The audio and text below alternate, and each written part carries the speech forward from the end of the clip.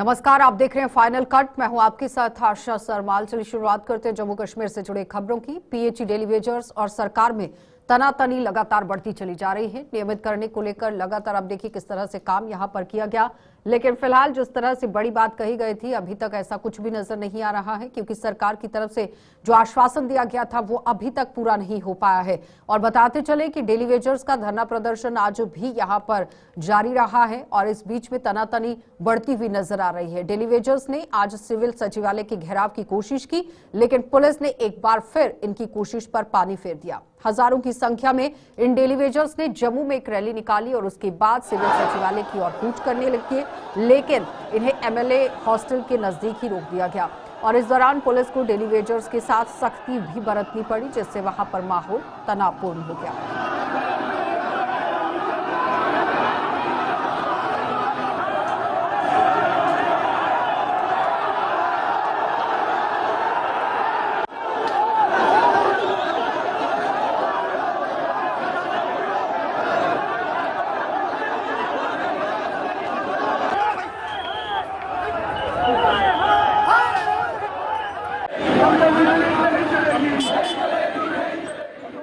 हम लोग इन लोगों से केवल मात्र अपनी पॉलिसी मांग रहे हैं। SRO 64 के तहत हम लोगों को हमारी पॉलिसी दे दो। हमें सड़कों को उपराने का कोई शौक नहीं है। हमें आप पॉलिसी दे दो, हम अपने अपने काम पे लौट जाएंगे। लेकिन इन लोगों के कानों तक जू नहीं रहेंगी और आज मजबूरन होके हमें दोबारा सेक्रेटरीट घेराव के लिए जाना पड़ा। लेकिन आज भी आप लोगों ने देखा कि हमारे लोगों को बहुत बेरहमी से पुलिस बल से इन्होंने पिटवाया। यह बहुत ही निंदनीय बात है। मैं आपके चैनल के माध्यम से इस गवर्नमेंट को पूछना चाहता हूं कि इलेक्शन से पहले आप लोग अपने अपने मैनिफेस्टो में लिखते हैं कि जैसे ही हमारी सरकार बनेगी पहली कैबिनेट में हम जो डेली वेजेस का मुद्दा जो है इसको हल करेंगे, परमानेंट पॉलिसी हम ला के आएंगे। तो मैं पूछना चाहता हूँ सीएम साहब से, अब कौन सा साहब आपको सूंघ गया है? जैसे ही आपकी सरकार बनी आपने पहले दिन ही 90 स्कॉर्पियोस एक स्किंट में आपके पास आ गई। वो पैसा कहां से आया? मैं इनको कहना चाहता हूं, अगर इसी असेंबली सेक्शन बजट सेशन के अंदर इन लोगों ने हमारे लिए परमानेंट पॉलिसी का प्रावधान नहीं किया तो आने वाले दिन इस गवर्नमेंट के लिए बहुत ही चुनौतीपूर्ण दिन होंगे। तो फ्रंट का स्पष्ट मैसेज है, अभी नहीं तो कभी नहीं, तो पॉलिसी नहीं तो घर वापसी नहीं। अगर अपने तो इन्हें स्कॉर्पियो तो तनख्वाह बधानी, कोई कमेटी नहीं ने बैठाई, मगर सिर्फ डेली बेसिस की गल आई तो कमेटी कदे तरीका फिर तरीका अस बर्दाश्त नहीं करते। जेडे लोग सत्ता चाहते हैं वो कुंभकर्ण की नींद सोई जाते, उन्हें जगाने दे। मेरा डेली वेजर अज इकट्ठा होगा, कल फिर इकट्ठा हो। अगर 72 घंटे कल और बधाने पे अस ओहदे ताईं भी तैयार हाँ, मगर आम जनता कोला अस क्षमा चाहते हैं कि सानू तुंदे लोगों की जरूरत है, तुंदे समर्थन की जरूरत है। मगर जेडे सत्ता च बैठे रहे काफर लोग ने जिन्हें साड़ी जात भुली जाती, जो सत्ता च जाते हैं तो अस उन्हें जगाने का भरपूर प्रयास कर रहे हैं। ये कोशिश साड़ी जारी।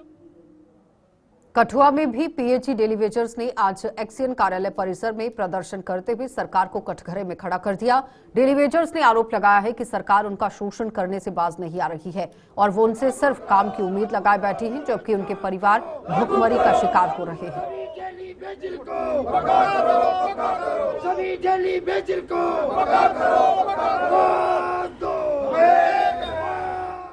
मैं ये कहना चाहता हूँ इन सरकार से, इन प्रशासन के लोगों से कि आप जो इतना तामझाम इन डेली वेजेस को रोकने के लिए लगा रहे हैं, क्या कौन सी सरकार ऐसी आई जिसने मैनिफेस्टो में ये नहीं रखा? फर्स्ट प्रायोरिटी में रखते हैं डेली वेजेस का मुद्दा हल किया जाएगा, लेकिन जैसे ही सरकार बनती है तो एक नया ड्रामा जो नौटंकी होती है वो शुरू हो जाती है। इनके नंबर्स कितने हैं, कितने डेली वेजेस हैं, इनको बैकडोर से लगाया गया है, इनको ऐसे लगाया गया है। मैं आपके माध्यम से, बीजेपी सरकार भी चली गई यहाँ से, एसजी प्रशासन भी रहा, आज जो एनसी की सरकार है, मैं तीनों से ये प्रश्न पूछना चाहता हूँ कि क्या उनको आज तक हमारे नंबर का पता नहीं चला? उनको इस नंबर का पता चल जाता है जब सरकार बनती है, ना मैनिफेस्टो में रखा जाता है, लेकिन उनको अपने नंबर्स का पता चल जाता है कि हमें कितनी गाड़ियाँ चाहिए, कितनी एमएलए की सैलरी बढ़ानी है। जो 1 घंटे के लिए एमएलए बनेगा उसको भी पेंशन मिलेगी, लेकिन जो 30 साल से पीएचई डेली वेजर दर दर की ठोकर खा रहा है, हर सीजन में काम कर रहा है, टेम्परेचर 40 का हो तब भी काम करता है, माइनस के डिग्री का हो तब भी सर्दी में काम करता है, और गंदी नाली में हाथ डाल के काम करता है, लेकिन इनको सिर्फ काम चाहिए। तो जम्मू रेलवे स्टेशन के नजदीक यहां स्थित शिव मार्केट के दुकानदार नियम कानून की जमकर धज्जियां उड़ा रहे हैं। जम्मू की एडीसी अनुसुईया जम्वाल के मुताबिक इस मार्केट में स्थित ढाबे और खाने पीने की अन्य दुकानें चलाने वाले ग्राहकों के स्वास्थ्य से सरेआम खिलवाड़ कर रहे हैं। एडीसी ने आज इस इलाके के अंदर आप देखिए किस तरह से छापेमारी की है। इस मार्केट में अधिकारियों और पुलिस की टीम के साथ छापा मारा गया और इन दुकानों की जांच करने के बाद ये बताया गया कि दुकानदार ग्राहकों को मारने में कोई कसर नहीं छोड़ रहे। उन्होंने इस मार्केट में दवाओं सहित अन्य दुकानों की भी जांच की। यहां पर किए गए अतिक्रमण को तुरंत प्रभाव से हटाने के दिशा निर्देश दे दिए गए।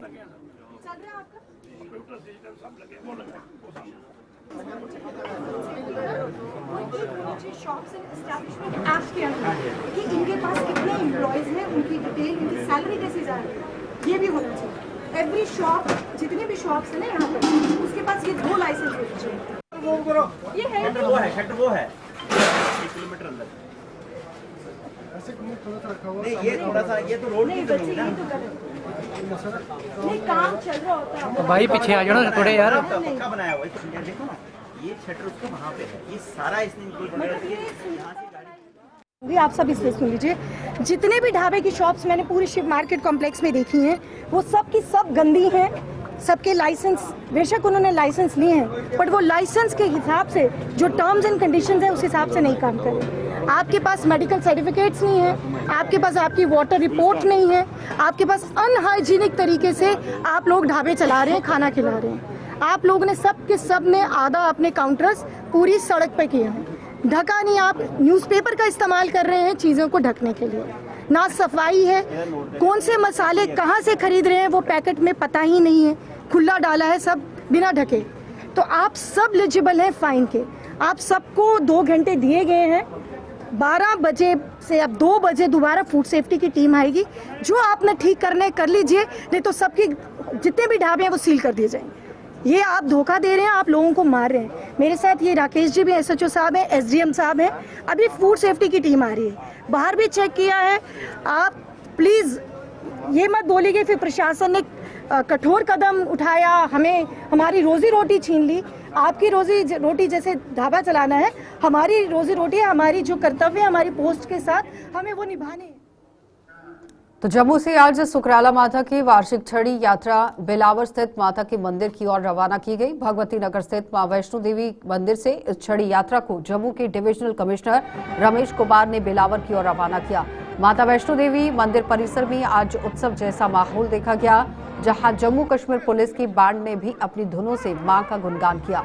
जम्मू सांबा कठुआ रेंज के DIG शिव कुमार शर्मा सहित अन्य गणमान्य लोग भी इस मौके पर वहां मौजूद थे।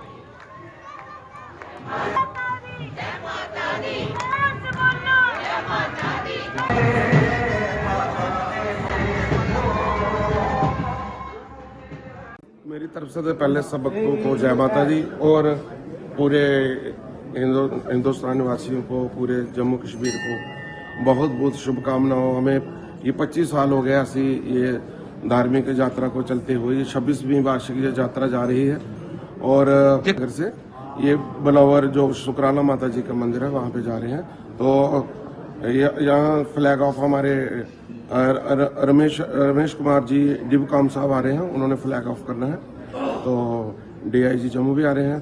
तो जो काफ़ी स्टेटों से आकर जहाँ पे काफ़ी गैदरिंग है, सभी भक्तजन साथ चल रहे हैं। तो इससे समाज में एकता बढ़ती है, आपस में भाईचारा बढ़ता है। इस दरबार में कोई धर्म का, किसी का कोई भेदभाव नहीं है, जो जाना चाहते हैं। और इसी तरह ये इस दरबार का रूल है, यहाँ किसी का भेदभाव नहीं, जहाँ इंसान की कदर की जाती है। और इंसानी तौर पे ही हम इस यात्रा को लेते हैं कि सभी एक जैसे, एक समान हम सभी मिलकर चलते हैं। 26वीं यात्रा है और लगभग 600-700 एक बार फिर आपका स्वागत है। GMC जम्मू की रेजिडेंट डॉक्टर एसोसिएशन ने पुलिस पर फर्स्ट ईयर के इस एक रेजिडेंट को प्रताड़ित करने का आरोप लगा दिया है। एसोसिएशन ने दावा किया है कि रेजिडेंट डॉक्टर को GMC की चौकी में ले जाकर उसे प्रताड़ित किया गया और इसे भी विडंबना ही कहा जाएगा कि पुलिस ने ये कदम उठाने से पहले ना तो डीन और ना ही यहां एनेस्थेसिया डिपार्टमेंट के हेड को सूचित किया। एसोसिएशन ने जीएमसी में आज एक प्रेस कॉन्फ्रेंस के दौरान साफ तौर पर चेतावनी दी कि अगर पुलिस ने 72 घंटों के भीतर इस कार्रवाई के लिए माफी मांगने के साथ साथ अपना पक्ष न रखा तो रेजिडेंट डॉक्टर ओपीडी और उसके बाद इमरजेंसी सेवाएं बंद करने पर मजबूर हो जाएंगे। एक रेजिडेंट डॉक्टर जिसने अभी अपनी as a doctor journey start की है, फर्स्ट ईयर रेजिडेंट है, फर्स्ट ईयर, अभी 2-3 महीने हुए हैं, उसे आप एक लॉकअप में 4 घंटे के लिए अनलॉफुली डिटेन कर रहे हैं। वो जो है विदाउट एनी एफआईआर, तो वो कहीं से जस्टिफाइड नहीं होता। और हर चीज़ का अगर आप डॉक्टर को अरेस्ट कर रहे हो तो ये ब्रीच ऑफ प्रोटोकॉल है। तुमने एमएस को, डीन को, उनके एचओडी को, इनको इन्फॉर्म क्यों नहीं किया पहले?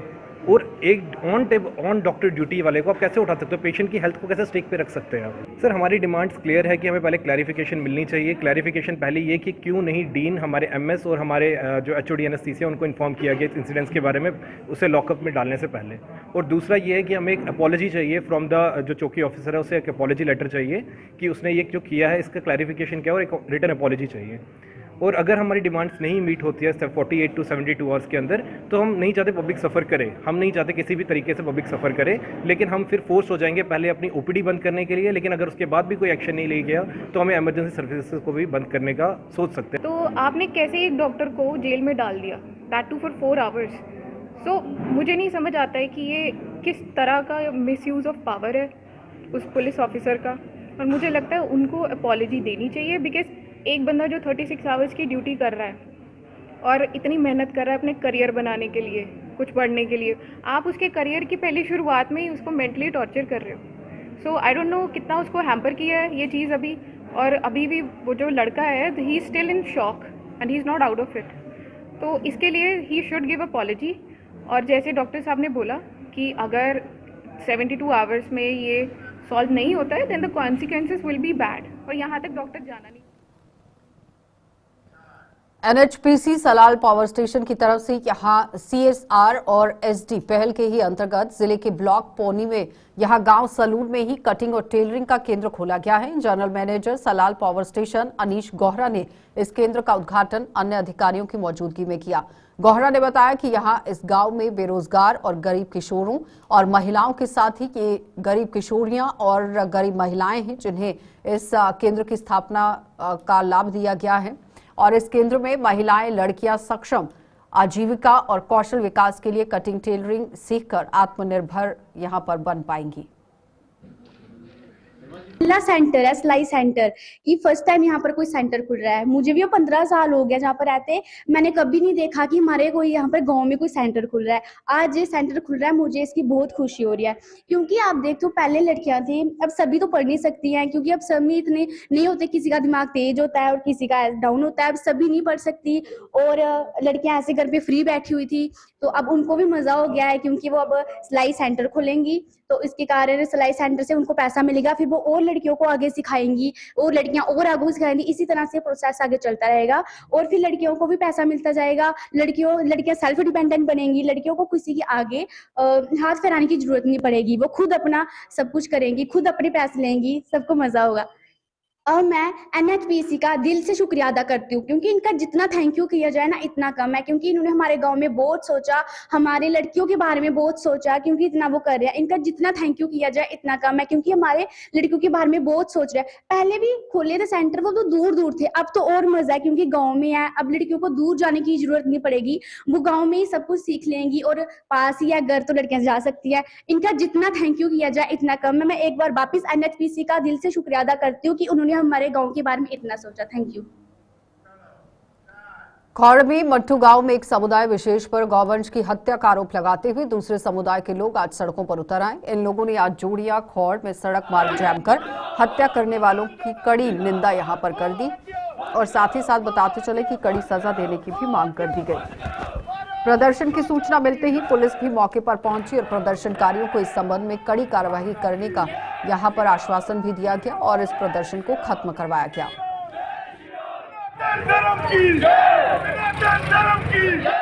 हत्या की गई है, इन्ना छोटा जिहा बच्चा ओदी निर्मम हत्या करी है, उस ओदे बच्चे दी गला कट्टी है, इन्हें शरेआम साढ़े मुंडे दी अपने हिंदू बंदे दे इहने चैलेंज किया एक मतलब की चीज ये अस नहीं बोलते कि इन्हें कोई गलती हुई है, इन्हें जानी बुझी है, ये कोई शातिर दिमाग लाया गया है साढ़े खिलाफ इन्हें तां करिए मतलब ये चीज की है कि अस हिंदू दसना चाहते हैं कि हिंदू कख नहीं करी सकते। मैं अज भी अपने हिंदू भराएं दी, अपने हिंदू दुनिया की, अपने हिंदू जनता की ये चीज आखना चाहना कि अज भी तुंदे कोल टाइम है, तुस खलोइयो, तुस जागियो, नहीं तो बाद विच बड़ा टाइम लंघी आना, बड़ा खराब हो जाना काम। अज अस अपना स्टैंड लैगे, अज अस एक यूनिटी रखगे तां ही करिए बाद विच सारा कुछ बनी सकता है, नहीं तो वो पल दूर नहीं कि इन्हें गुजरे अं बड़ी भी होना अज कुछ नहीं करी सकते हैं। जय श्री राम। आज जो गोवंश की निर्मम हत्या हुई है गांव मट्टू के पास खड्ड में, दोनचक और मट्टू के बीच में जो खड्ड में जो निर्मम हत्या हुई है गोवंश की, बहुत ही निंदनीय है।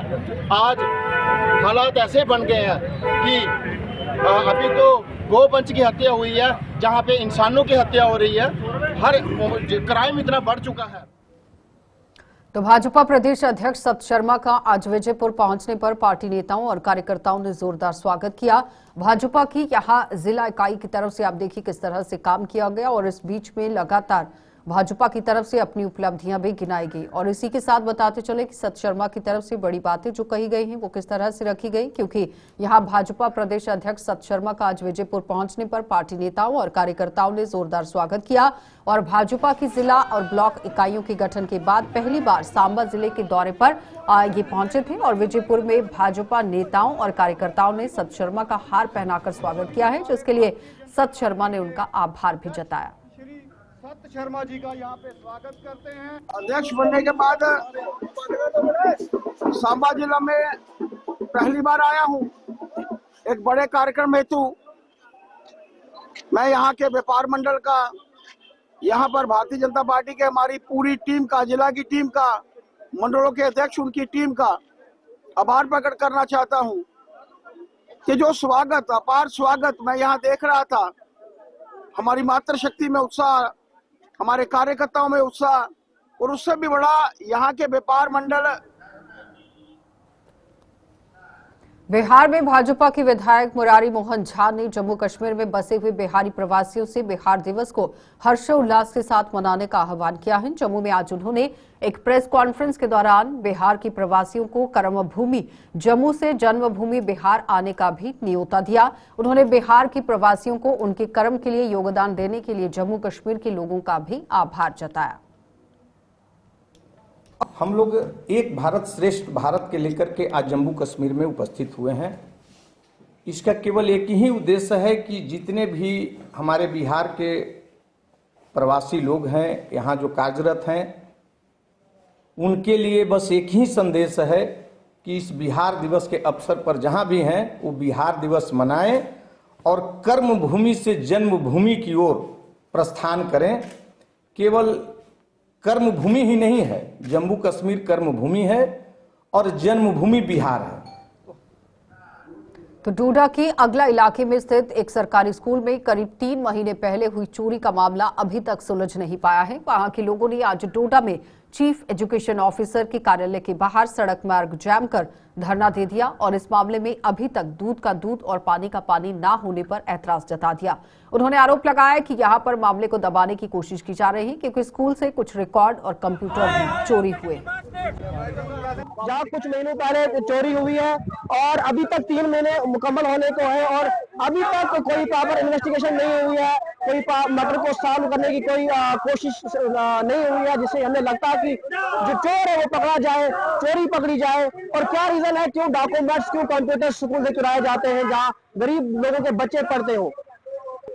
हमारी डिमांड्स को अगर जल्दी पूरा नहीं किया जाएगा तो ईद के बाद हमने ये प्लान रखा है कि हम सीओ ऑफिस के बाहर और असेंबली के बाहर धरना देंगे और अपनी लड़ाई लड़ेंगे। वो हाई स्कूल बगला है। चलिए फाइनल कट में इतना ही, इजाजत दीजिए, नमस्कार।